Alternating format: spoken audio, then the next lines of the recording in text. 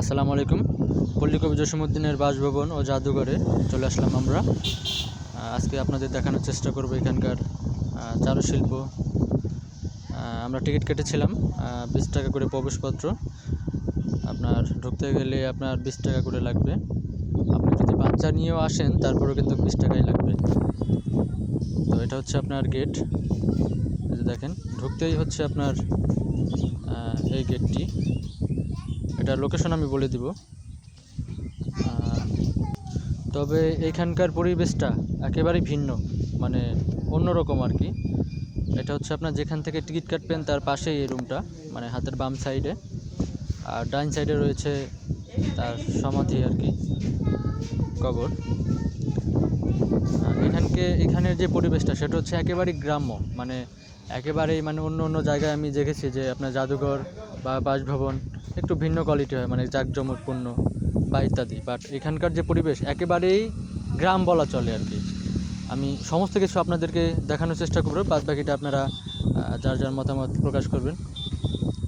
এই যে এটা হচ্ছে ওনার হচ্ছে কবি, তো আপনারা বুঝে নিয়ে কবিতার ভাষায় বলে গেছে, আমাদেরকে বুঝে নিতে হবে আর কি।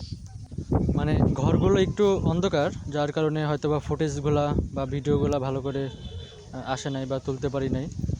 এবং সিসি ক্যামেরা আছে, যদিও লেখা আছে যে ছবি বা পিকচার তোলা নিষিদ্ধ, তারপরেও যতটুকু সম্ভব তুলে ধরার চেষ্টা করেছি। এখানে হচ্ছে আসবাবপত্র, পল্লী কবি জসীমউদ্দীন যা যা ব্যবহার করেছে সেগুলো।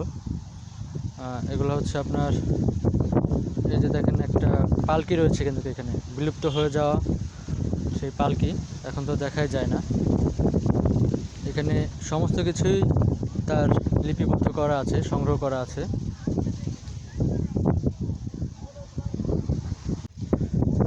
পল্লী কবি জসীমউদ্দীনের বাসভবন বা জাদুঘর কীভাবে আসবেন আমি বিস্তারিত জানিয়ে দিই আপনাদেরকে। সেটা হচ্ছে, প্রথমে ফরিদপুর জেলায় আসবেন। এসে আপনারা যদি বাসে আসেন তাহলে বাস স্ট্যান্ডে নামবেন, নেমে আপনারা আলিপুরে আসবেন। বা আপনি যদি মনে করেন যে রেলওয়ে স্টেশন বা রেল দিয়ে আসবেন, স্টেশন থেকে দেখা গেল আপনার যেদিক দিয়ে আসেন না কেন আপনারা আলিপুরে আসবেন। আলিপুরে এসে ওইখান থেকে রিক্সা ভাড়া হয়তো বা আপনার 20 টাকা নিবে, বা সর্বোচ্চ গেলে 30 টাকা নিবে। এটা হচ্ছে আপনার খেয়াঘাট বললেই হবে আর কি। তো ওই খেয়াঘাটের ওই পাশেই হাতের ডান সাইডে আর কি আপনারা চলে আসবেন, দেখবেন এখানকার পরিবেশ। আমি পরিবেশটা শুনেছিলাম যে গ্রাম্য আর কি, শহর না। শহর অন্য অন্য জাদুঘরে আমি দেখেছি যে একটু জাঁকজমকপূর্ণ আর কি, অনেক সরঞ্জাম থাকে আর কি। বাট এইখানকার যে পরিবেশটা এটা একেবারেই ভিন্ন, সব জায়গা থেকে ভিন্ন, একেবারেই গ্রাম্য বলাই চলে আর কি। আপনারা আসলেই আপনারা দেখতে পারবেন যে আসলেই বিষয়টা কেমন। কবির ভাষায় অনেক কিছু লিখে গিয়েছেন, যেগুলো হয়তো বা আপনাদের সমস্ত কিছু ওইভাবে দেখা পসিবল না, কারণ ভিডিওটা অনেক বড় হয়ে যাবে। যার কারণে আমরা খুব দ্রুত দেখানোর চেষ্টা করেছি আর কি সমস্ত কিছু। কবির শ্রেষ্ঠ এটা হচ্ছে আপনার বন্ধু কবির শ্রেষ্ঠ বন্ধু ডক্টর দীনেশ চন্দ্র সেন, পল্লী কবি জসীমউদ্দীনের খুব ক্লোজ ফ্রেন্ড ছিল আর কি, খুব কাছের বন্ধু। দেখেন, আপনারা চাইলে ভিডিওটা স্টপ করে রেখে দিতে পারেন।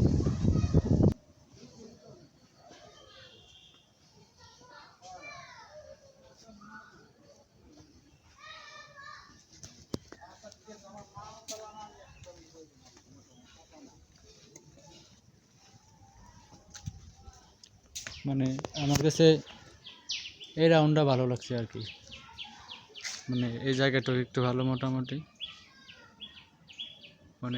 বসার জায়গা আর কি বললে চলে। এই যে এখানে যে বসার জায়গা,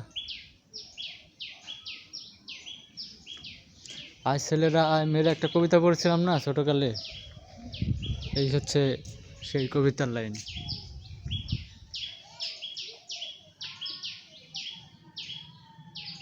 কবির ছেলে হাসুও বাসুকে লেখা চিঠি।